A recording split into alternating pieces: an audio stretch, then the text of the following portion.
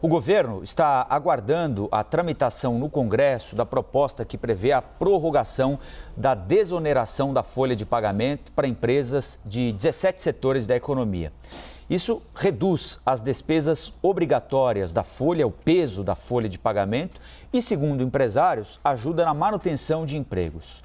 Ontem, o presidente Jair Bolsonaro confirmou a prorrogação por um prazo de mais 2 anos. Nós vamos conversar sobre este assunto com o economista Peter Carvalho, da Valor Investimentos. Peter, bom dia. Obrigado por atender a CNN Brasil. Bom dia Colombo.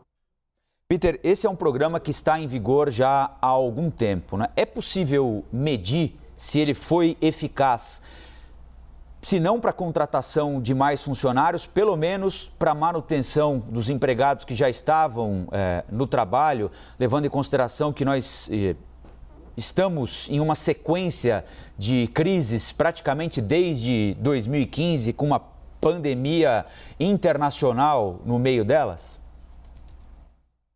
Perfeito. É uma medida que soa de forma até repentina, lembrando que o presidente já vetou esse projeto lá no passado, e agora soa como meio populista, principalmente visando as eleições já para o ano que vem, procurando ganhar a força do setor dos empresários, principalmente para passar a PEC dos precatórios lá no Senado, e vai ser jogo duro.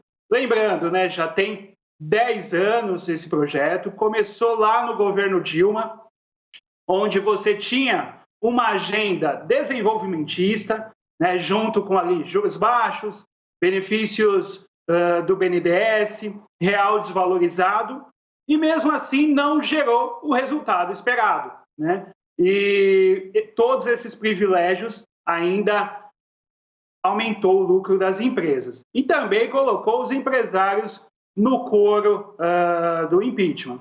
Então, a pauta é positiva, mas tem algumas discussões a serem feitas no meio do caminho, né? Porque só esses setores e não outros, porque de um dia para o outro falta um planejamento. Peter, só para a gente entender essa sua resposta agora, lá no governo Dilma você fala que não gerou o objetivo esperado. O objetivo esperado era a geração de empregos e agora, nesse momento, a gente fala de não gerar desemprego. A gente pode alcançar o objetivo esperado? Exato, né? A ideia era ter um planejamento agora, principalmente como gerar mais empregos, né? Estamos vivendo ali quase 15 milhões de empregados, 20 milhões de pessoas em situação de fome. Espera-se do governo, né, uma agenda como ter um ano que vem um PIB positivo, gerando mais empregos. Ao invés disso, você ouve alguns tapa-buracos, né? Como seria essa medida, desonerando a folha, evitando gerar ali, falaram em 3 milhões de desempregos. Peter, a nossa analista de economia, Priscila Yazbek, quer fazer uma pergunta para você também. Oi, Priscila. Bom dia. Bom dia, Peter. Bom dia, Colombo. Bom dia, Lu. Bom dia a todos que nos acompanham. Peter, alguns estudos mostram que desonerar alguns setores não gera emprego. Inclusive, tem um estudo do próprio Adolfo Saxida, que é secretário de Política Econômica do governo, que foi feito lá atrás, quando ele estava no IPEA, mostrando de fato que as medidas de desoneração de gestões anteriores não geraram emprego. A minha questão é, nesse momento, você acabou de dizer, né, que pode até segurar alguns dos empregos que os empresários falaram que poderiam fazer demissões, se a reoneração voltasse, se não tivesse essa desoneração.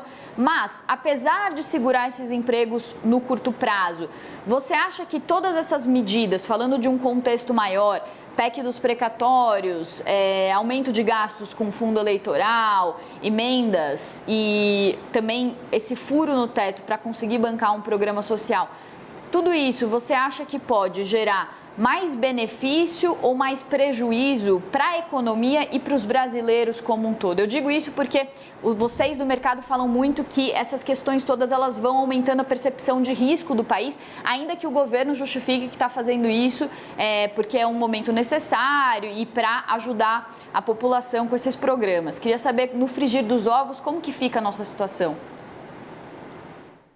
o governo, com essa medida, ele vai deixar de arrecadar, deve ser cerca de 9 bilhões. Com isso, né, ele não fala numa contrapartida. De onde que ele vai arrecadar esses 9 bilhões? Em nenhum momento ele fala em cortar na própria carne, para não aumentar a dívida pública do país, seja cortando os altos salários, as emendas ao relator, enfim, em nenhum momento você tem uma contrapartida, seja de trazer mais capital ou cortar na própria carne. Com isso, né, o mercado vê que um risco maior de furo no teto de gastos o ano que vem. Nada impede de outros setores baterem lá em Brasília e falar, olha, queremos mais esse benefício. E vão fazendo assim, puxadinhos no teto de gastos. Com isso, né, aumenta o risco país de ter uma dívida cada vez maior, principalmente nos próximos anos. Com isso, aumenta a inflação e aumenta juros. É justamente esses dois elementos, né, juros e inflação, que, se controlados, ia ajudar a economia a andar, né? Você ia ter mais benefícios, crédito mais fácil, gerar mais empreendimentos e, com isso, mais empregos. Nós conversamos com o economista Peter Carvalho aqui na programação da CNN Brasil. Peter, bom dia, muito obrigado pela entrevista. Bom dia, obrigado a todos. Até mais.